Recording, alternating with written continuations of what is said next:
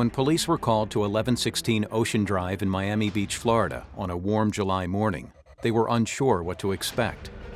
They'd received reports of a shooting at Casa Casuarina, the opulent home of the fashion designer Gianni Versace. Saw helicopters, somebody shot Johnny. I just felt it. I got a call from our bureau chief, and she said, Versace's been killed in front of his mansion on the beach.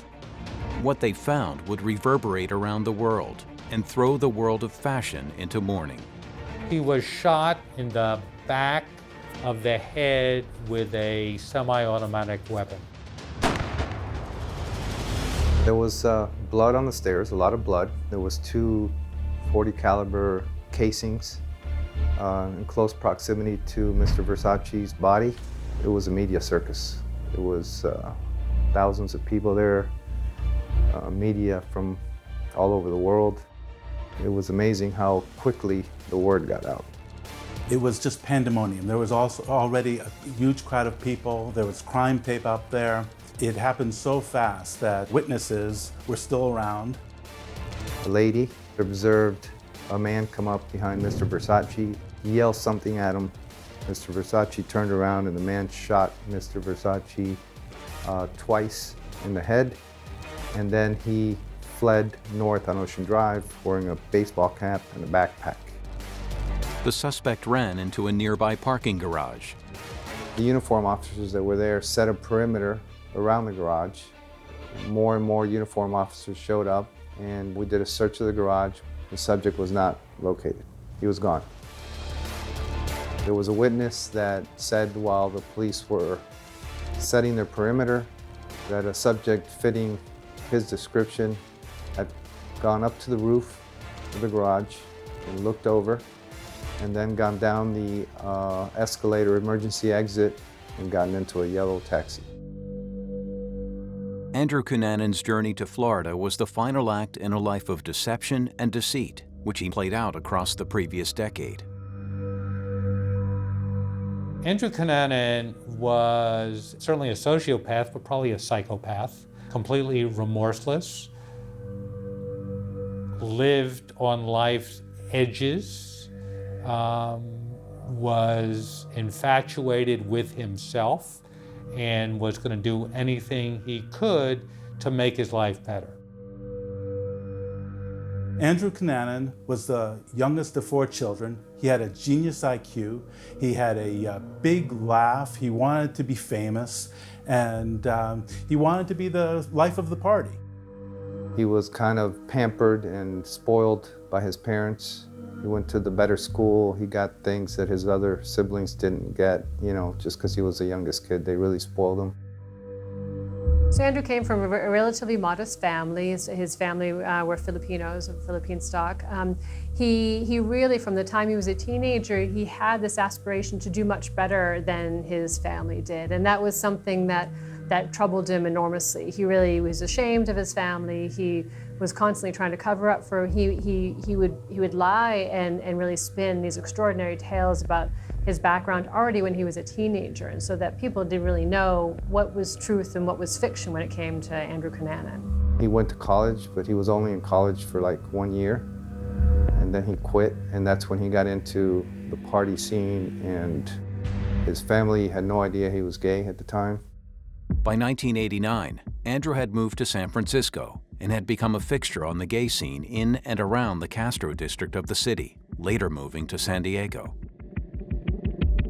Andrew was a talented Mr. Ripley. He could be anything to anybody. He was whatever the person seemed to want him to be.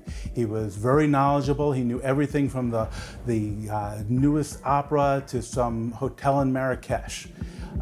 He was a chameleon. He blended in anywhere. He took people's stories and he absorbed them, and then he would turn them back as if he had been the person that they happened to.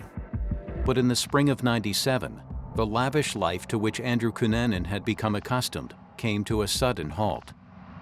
Andrew recently found himself out in the street. His sponsor, Norman Blanchford, had refused to buy him a new Mercedes and sort of kicked him out. So he went from living in this $1 million house on the ocean, on the Pacific Ocean, to being out on the street. He had to make his own money suddenly. He was selling crystal meth and steroids, and he just didn't have the lifestyle that he was used to anymore. He kind of went into a bit of a depression. You know, he gained weight. His hair was unkempt, which was very, very unlike him. He was always very well kept, always looked good, well dressed. So his friends noticed this, like for a 3-month period where he was not himself. The drugs had taken a toll. He was no longer the boy toy that had made him so much money in the past.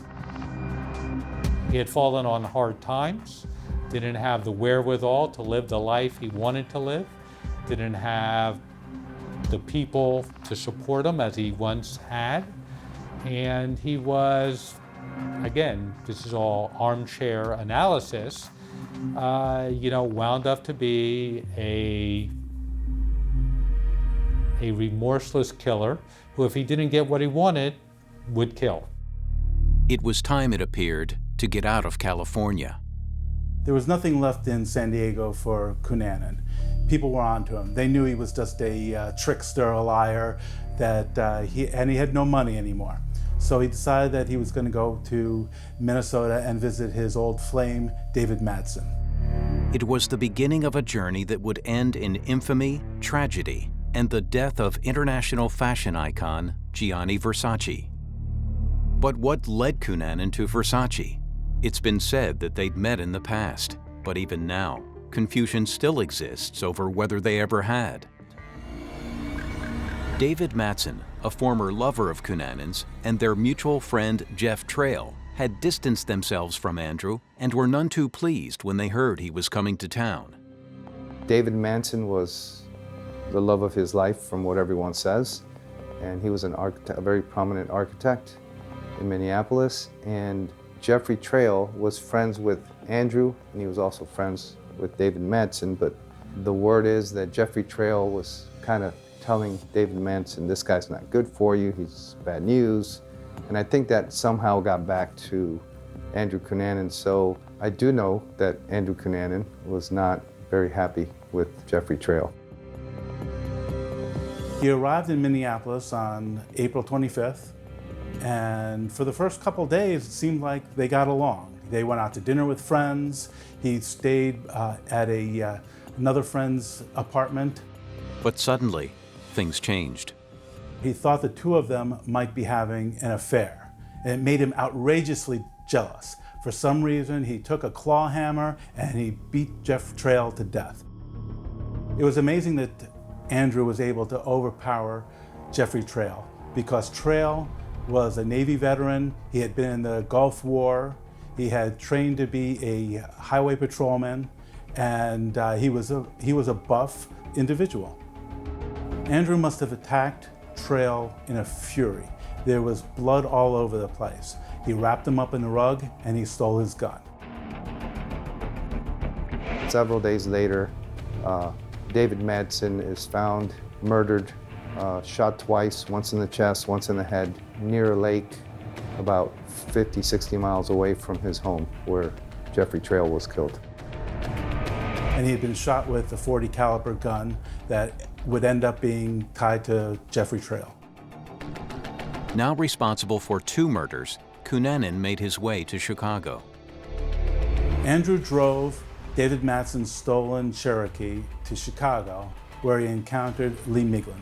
No one knows if they knew each other before this or if this was a new meeting. Lee Miglin was an executive for the Home Shopping Network, and he was a local developer, and he was, by all accounts, very well liked in the area. But Lee Miglin was to die in a sadistic frenzy. He tortured Lee Miglin to death. He had a gun, he didn't use it on him. He slashed his throat, he bludgeoned him, he wrapped his face with duct tape, he bound him, and he just beat him to death. It was a very strange attack on Lee Miglin. It was personal, it was vicious, it was like there was something that Cunanan was trying to prove, and it was a terrible thing. And he stole money out of the safe, and then he stole Lee Miglin's 1996 Lexus and drove towards New York. It's not until after Lee Miglin is killed that Andrew Cunanan is linked to all three of those murders. Now one of the FBI's 10 most wanted people in the United States, right across the country, law enforcement officials now knew just how dangerous the 28-year-old could be. But Cunanan was en route to committing the most audacious, life-defining act of his extraordinary killing spree.